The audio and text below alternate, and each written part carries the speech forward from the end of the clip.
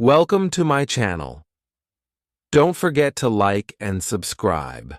I am a student of English literature. This is my story. I want to tell you about my life in London. It is a beautiful summer day. I am traveling on a train. Two women are on the train with me. The women are sitting opposite me. They are speaking English. I don't understand much. I am studying English, but I am a beginner. I don't know many words. I began speaking to the women. I said some words in basic English. The women understood what I wanted to say, and that made me happy. I said that I want to learn English. The women told me that they are from England. They are going home from a conference. Our conversation was 10 minutes long. The next station was my station. I said goodbye. The women gave me their address and phone number. They told me that I can visit them in England. Then we said goodbye again. After this meeting, I worked on my English every day. I translated texts and watched films in English. In 6 months, my English improved. It was good now, but I wanted to learn more. I went to London. I wanted to study English in London. When I was in London, I joined a school. My first lesson was on Monday. I met my teacher and other students in the class. My teacher was young and fine. She was very nice and humble. We introduced ourselves and then proceeded with the lesson. Our teacher had a question for us. She wanted to know our general knowledge about the language.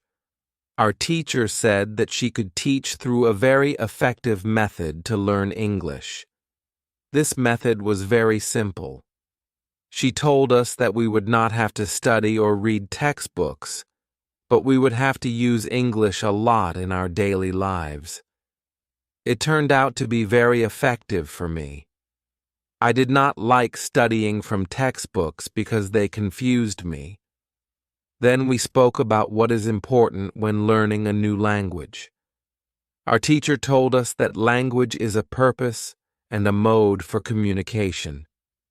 We need languages to communicate. Languages help us to express ideas and thoughts.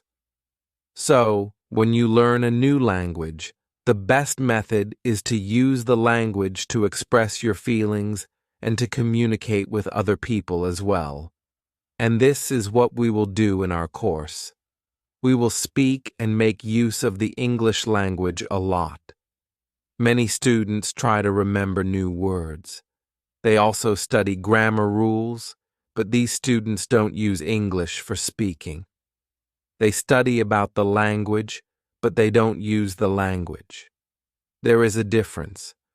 Of course, you need to learn new words and grammar, but you don't have to study them. You need to practice them on a daily basis. In this course, I wanted to show a very simple and effective method on how to learn vocabulary and grammar. I liked what our teacher said. Our lesson continued. We spoke about our hobbies and what we like to do in our free time. We spoke in pairs or with our teacher. I enjoyed taking classes. I am really happy. This system of learning turned out to be very good and effective for me.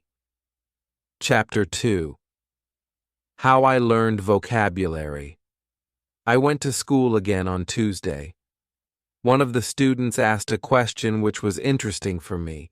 She asked, "What is the best way to learn new words?" Our teacher told us, "There are many things you can do to learn new words. I will tell you what is statistically the most effective way for learning new words. It is reading. When people read, they learn new words of their language. They learn twice as fast as people who don't read.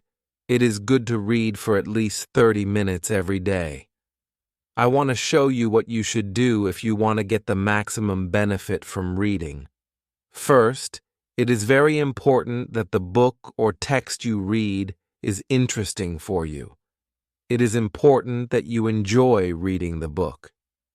The book can be a nice story, and it can be fictional or non-fictional, whatever your interest is. Don't read texts that aren't interesting to you. When you don't know many words, you can get frustrated. You always want to enjoy everything you do while using the language. It is effective to choose a text that is interesting and also suitable for your level. When you read a text and see a word you don't understand, you should take a dictionary and find the word. Then, you would look at its meaning. Make better understanding of the text, and your knowledge of the text will be increased. You won't have to write the word anywhere. The word will automatically get locked in your brain, and you will always remember its meaning wherever you see the word again. Every time there is a new word for you, you will do the same. Reading also has another great advantage. When you read, you learn new words, and you also learn how each word is connected to other words in the sentence. You can see how to link the words correctly. This way of learning new words is very effective. Try it, and you will see how fast you can learn new words.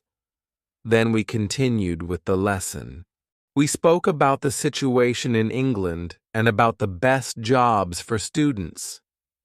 This is good for me because I want to get a job. I want to do something in my spare time after school. I asked other students if they knew where I could find a job. They told me that I should go to a job center.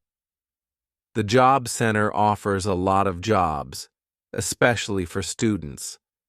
This is good for me. I am happy that I now know where to find a job. When my day at school was over, I went to the job center. I did not know what job I could do, so I asked the lady at the job center, "What is the best job for a student?" The lady told me that they have some good jobs for students. She told me that I could be a cleaner or a waitress in a cafe. I told the lady that I have no experience with these jobs. She told me that my English is good enough to work at the cafe. The training was not difficult, and I would have more chances to speak English than if I were a cleaner. She told me that I could start my job on Thursday. It is all good for me. I am happy that I have a job where I can practice English. When you want to learn new words effectively, read for 30 minutes every day. On Wednesday, I went to school again. There is one student in the class who is quieter than the others. He is from South Korea. When our teacher asked if we had any questions for her, this student from Korea said that he had a question. He said that he has a big problem with pronunciation. He knew that his pronunciation was not very good, but he did not know how to improve it. He doesn't speak much because he doesn't want others to listen to his bad pronunciation. He said that he reads and watches films in English a lot. He understands very well, but he also wants to improve his speaking. He asked if there was something he could do to get better at pronunciation. When my teacher heard this, she said, "Okay, I will tell you something about pronunciation and how to practice it. I will also teach you techniques which can help all of you become better at pronunciation. First, we have to look at why students have problems with pronunciation. When we speak, we have to move our mouths. We have to use muscles in our mouths. We all do that. The problem is that when you speak English, sometimes you use your mouth muscles the same way you use them in your native language. then your pronunciation is different from the pronunciation of native speakers. This happens to many students who learn English. Almost everybody has a slightly different pronunciation than they should. In fact, it is not a big problem, because usually people understand what you want to say even if your pronunciation is not perfect. However, you can work on your pronunciation and make it better with a great technique that can help you a lot. The name of this technique is shadowing. The technique is very simple. When you do shadowing, you simply copy the sound that you hear. When children learn their first language, they learn it by copying. They copy after their parents again and again, and one day, their pronunciation becomes perfect. You can learn English pronunciation the same way. This is what you can do. Take some videos or audio recordings that are not too fast and that you can understand very well. You listen and you copy what you hear, when you hear it. That is all. Then our teacher went to YouTube and searched for the shadowing technique. She found good videos where the shadowing technique was very well demonstrated. We watched the video. Then we all tried to do shadowing for about 3 minutes. Our teacher told us that shadowing is also good when you are preparing for a presentation in English, and you want to have good pronunciation. Before the presentation, you can go to a place where you are alone and do shadowing for about 10 minutes. You will see how much it helps you have better pronunciation during the presentation. This was very interesting for me. I hadn't heard about this technique before. When the lesson finished, I went to the school reception. I asked the lady if there were any sports activities at school. I would like to do some sport in England. The lady at the reception said, "Yes, we have a table tennis team and a football team. The football team has training today at 5 o'clock. I was very happy because sport is very important in my life. I went to the football team's training. I met a lot of players from different countries. The players were from Brazil, Japan, Russia, Spain, Argentina, and Italy. I liked the training. I was very happy that my time in England had started well. I had a great teacher.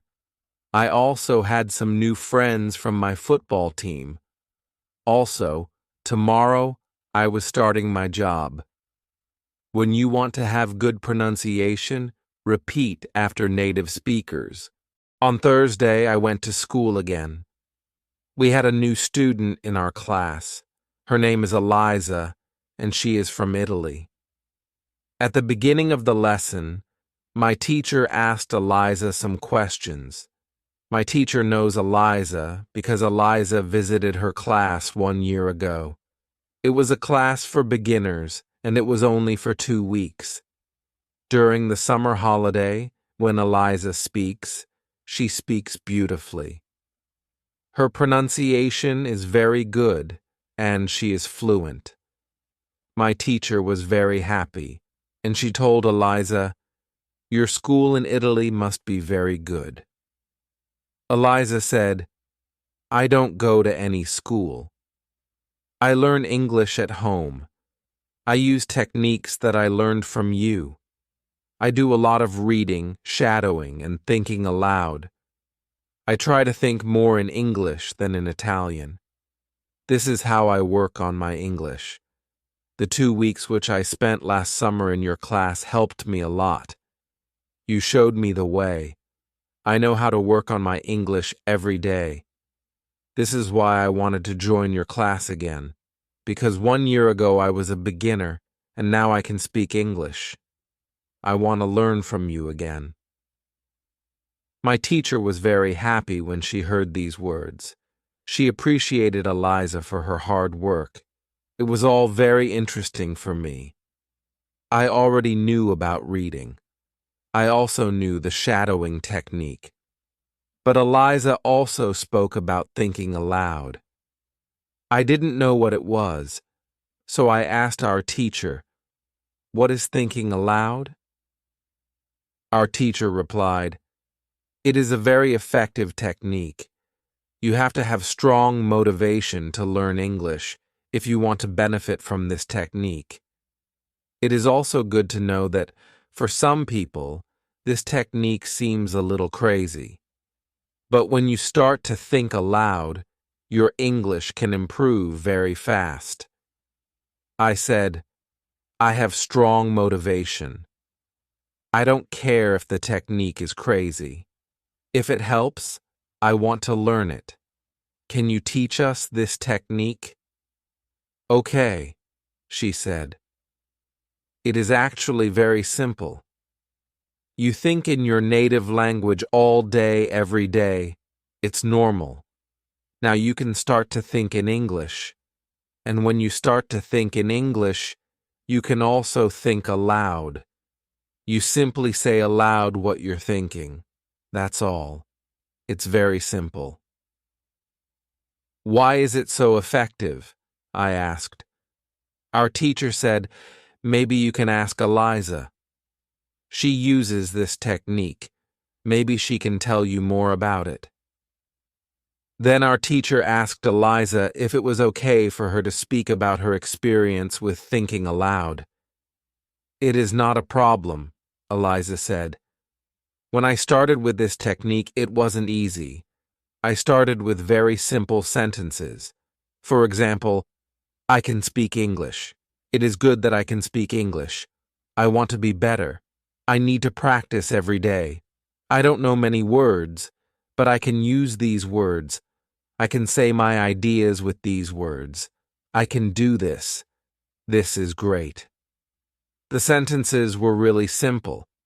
But at the beginning, there was one problem. My thinking in Italian was long and complicated. I was not able to say in English exactly what I was saying in Italian. I needed to find a simpler form in English. Thinking in simple English was the hardest part, but after some time, it became normal for me to think in English. Then something interesting happened. I met a man from Australia. He was on holiday in Italy. I was still a beginner, but we started to speak English. I could see that I was able to speak with him without having problems. My sentences were simple and short, but I was able to speak. I didn't translate in my head from Italian to English. After the meeting with the man from Australia, I started to use thinking aloud more. This technique helped me a lot with my speaking.